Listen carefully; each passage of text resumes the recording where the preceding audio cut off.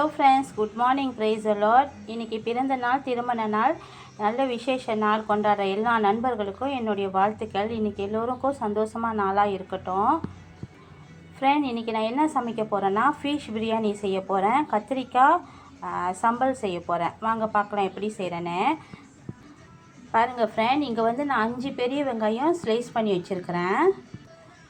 5 tomato medium சைஸில் slice பண்ணி வச்சுருக்கிறேன். இங்கே வந்து புதினா, அப்புறம் வந்து புதினாவும் மல்லி இலையும் இருக்காங்க. இங்கே வந்து டவுன் சலாம் சொல்லுவாங்கள்ல, அவங்களும் ஒரு 5 பச்சை மிளகாய் வச்சுருக்கேன். பச்சை மிளகாயில் ஊசி மிளகாய் இவங்கள வச்சுருக்கேன்.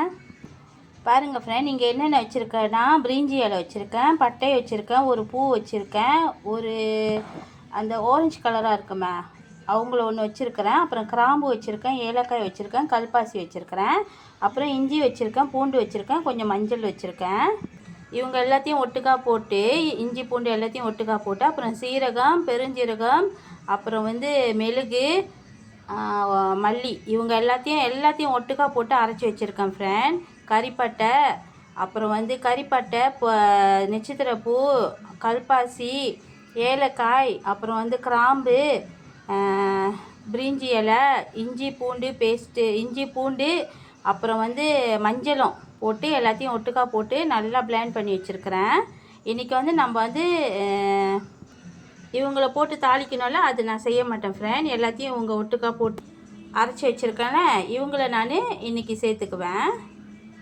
இங்கே பாருங்கள், எண்ணெயில் வந்து உப்பு போட்டு காய வச்சிட்ருக்கேன். இப்போ எல்லாத்தையும் போட்டு தாளித்து எடுத்துக்கலாம். இங்கே பாருங்கள் ஃப்ரெண்ட், இந்த பிரியாணிக்கு வந்து வந்து நம்ம வந்து வெங்காயத்தை கொஞ்சம் நல்லா வதக்கி எடுத்துக்கலாம், வேக வச்சு எடுத்துக்கலாம். பாருங்கள் ஃப்ரெண்ட், இப்போ வந்து வெங்காயம் கொஞ்சம் வதக்கிட்டாங்க. இப்படி வதங்கினானே நான் என்ன செஞ்சிட்டேன்னா டொமேட்டோ போட்டு இப்போ வதக்கிக்கிட்டு இருக்கேன். இவங்களும் வதங்கி வரட்டும் இன்னும் கொஞ்சமாக. பாருங்க, அவங்க டொமேட்டோ கொஞ்சம் வதங்கினானே நான் என்ன செஞ்சிட்டேன்னா இஞ்சி பூண்டு பேஸ்ட்டு, அப்புறம் வந்து மல்லி இலை, புதினா இலை, இவங்க எல்லாத்தையும் ஒட்டுக்கா போட்டு வேக வைக்கிறேன். இங்கே பாருங்கள், கலருக்காக ஒரு ஸ்பூன் வந்து வெறும் மிளகாய் தூள் போட்டிருக்கேன். கலருக்காக போட்டிருக்கேன், ஒரே ஒரு ஸ்பூன் தான் போட்டிருக்கேன் ஃப்ரெண்ட். இவங்களையும் நல்லா வதக்கி எடுத்துடலாம். பாருங்கங்க, இப்போ நல்லா அந்த எண்ணெய் பிரிஞ்சு வந்தானே நான் என்ன செஞ்சேன், ஒரு 3 கரண்டி, நல்லா பெரிய கரண்டியாக ஒரு 3 கரண்டியில் யோகர்ட் போட்டுக்கிட்டேன். தயிர் போட்டிருக்கேன். இப்போ தயிர் போட்ட பிறகு இங்கே வந்து லைமன் பிசைஞ்சு வச்சுருக்கேன். இவங்களையும் இவங்க கூட போட்டுடலாம். பாருங்கள் ஃப்ரெண்ட், இவங்க மேலே கொஞ்சம் கருப்பிலை போட்டிருக்கேன். அப்புறம் வந்து இந்த மிளகாய் வந்து நான் வேக வைக்கல, ஏன்னா வேக வச்சா காரம் அதிகமாகிடுவாங்க. அதனால் நான் சோறு கூட வேக வைக்க போகிறேன். அப்புறம் இங்கே கொஞ்சம் டவுன்ஸாலாம் போட்டிருக்கிறேன்.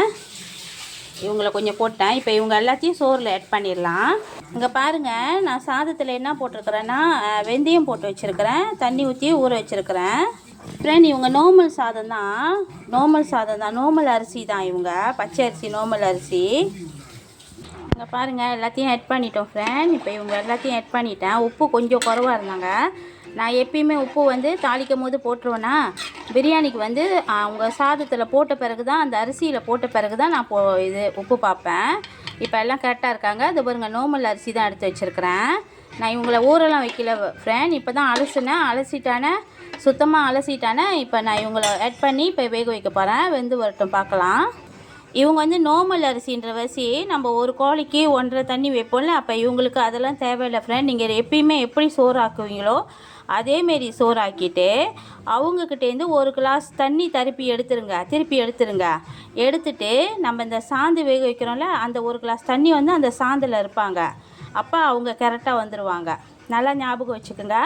சோறு எப்பயும் வடிக்கிற சோறு வந்து ஆக்கிற மாரி ஆக்கிட்டு குக்கரில் ஆக்கிட்டு அதுலேருந்து 1 கிளாஸ் தண்ணி எடுத்துடணும். நீங்கள் எந்த கிளாஸில் எடுத்தாலும் அது உங்களோட சாய்ஸு. எடுத்துட்டு நீங்கள் திருப்பி இந்த சாந்தெல்லாம் போட்டு வேக வைக்கிறீங்களா, அதை ஆட் பண்ணிடுங்க. அந்த தண்ணியை நீங்கள் திருப்பி ஆட் பண்ண வேணாம், அந்த தண்ணியை நீங்கள் கீழே ஊற்றிடுங்க. பாருங்கள் ஃப்ரெண்ட், இப்போ இங்கே என்ன வச்சுருக்கேன்னா இந்த காலிஃப்ளவர் வச்சுருக்கேன், கேரட் வச்சுருக்கேன், இஞ்சி பூண்டு பேஸ்ட்டு, கொஞ்சம் வெங்காயம், கருப்பிலை, இவங்க எல்லாத்தையும் ஒட்டுக்கா போட்டு இப்போ இவங்க எல்லாத்தையும் இந்த பிரியாணி பேஸ்ட்டு செஞ்சோம்ல, அந்த சட்டியிலே நான் இப்போ இவங்களை எல்லாத்தையும் ஒட்டுக்கா போட்டு கொஞ்சம் திக்காக கொஞ்சம் கறி மாதிரி செஞ்சு எடுத்துக்க போகிறேன் ஃப்ரெண்ட் சைவத்துக்கு. சாரி ஃப்ரெண்ட், பானை கழுவுலன்னு கோச்சிக்காதீங்க, கொஞ்சம் சோம்பேறியாக இருக்குது. பாருங்கங்க, இங்கே என்ன எடுத்து வச்சுருக்கேன்னா கொஞ்சம் தேங்காய் பூ எடுத்து வச்சுருக்கேன், சோம்பு போட்டிருக்கேன், அப்புறம் பொட்டுக்கடலை போட்டிருக்கேன். இவங்க எல்லாத்தையும் ஒட்டுக்கா போட்டு நல்லா அரைச்சி எடுத்துக்கலாம்.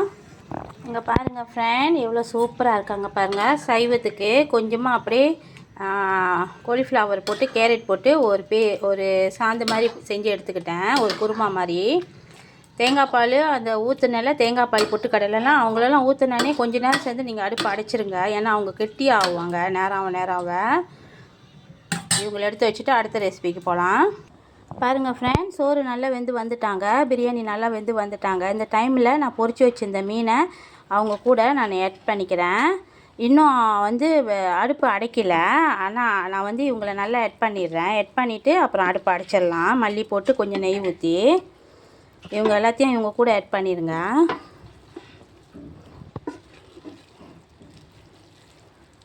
இந்த மாதிரி நல்லா பிசைஞ்சு விட்டுட்டு பாருங்கள், இந்த மாதிரி நல்லா பிசைஞ்சிட்டு எல்லாத்தையும் ஒன்றா கலந்துருங்க. கலந்துட்டு இவங்க கூட கொஞ்சம் நெய் சேர்த்து கொஞ்சம் புதினா மல்லி இலை சேர்த்து இவங்களை கிளறிட்டு கொஞ்சம் நேரம் மூடி வச்சிடலாம்.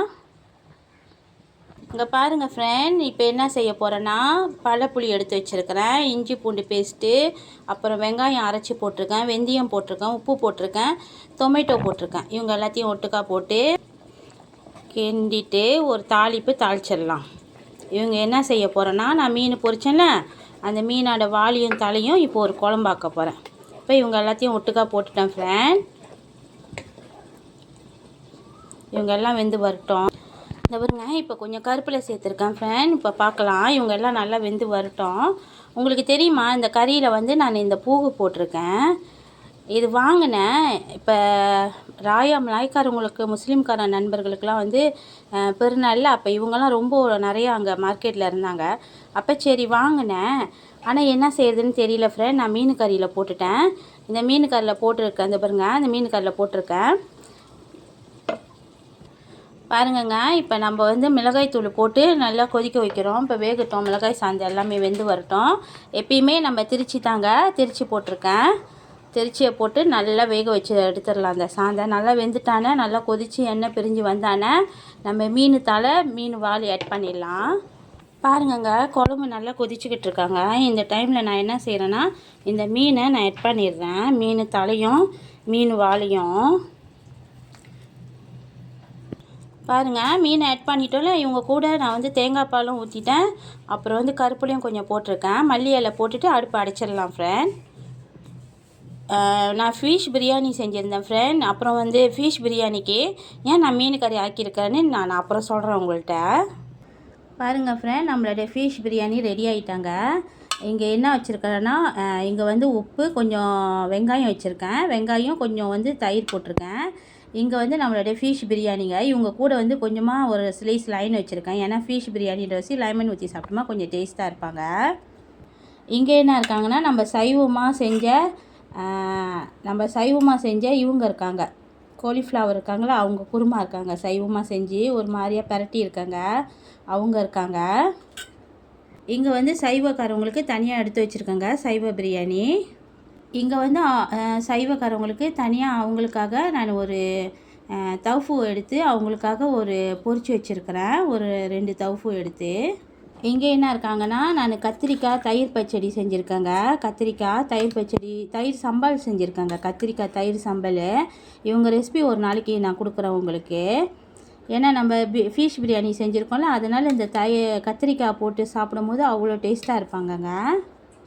இங்கே வந்துங்க நான் வந்து ஃபிஷ் கறி ஆக்கியிருக்கேன். இவங்க வந்து இப்போ பிரியாணிக்கு சாப்பிட்றதுக்கு இல்லைங்க, இவங்களை நான் அப்புறம் சொல்கிறேன் எதுக்குன்ட்டுன்னு. இன்றைக்கி இவ்வளோ தாங்க நம்ம வீட்டு சாப்பாடு. வாங்க எல்லோரும் சாப்பிட்லாம். எல்லோருக்கும் நன்றிங்க, இது வரைக்கும் பொறுமையாக என்னோடய சேனல் பார்த்துக்கிட்டு இருந்திருக்கு. நான் அந்த ஃபிஷ் கறி ஆக்கியிருக்கேன்ல, அப்புறம் சொல்கிறேன்ல, அடுத்த வீடியோவில் நான் சொல்கிறேங்க எதுக்காக ஆக்கியிருக்கேன்ட்டுன்னு. எல்லோருக்கும் ரொம்ப நன்றி ஃப்ரெண்ட். தப்பு இருந்தால் மன்னிச்சிருங்க, தவறு இருந்தாலும் மன்னிச்சிருங்க, ஏதாவது குறைகள் இருந்தாலும் என்னை மன்னிச்சிருங்க ஃப்ரெண்ட். கண்டிப்பாக காமெண்ட் பாக்ஸில் எனக்கு வந்து சொல்லுங்கள் என்ன குறைன்னு, நான் அதை திருத்திக்குவேன். Thank you, friend. Bye.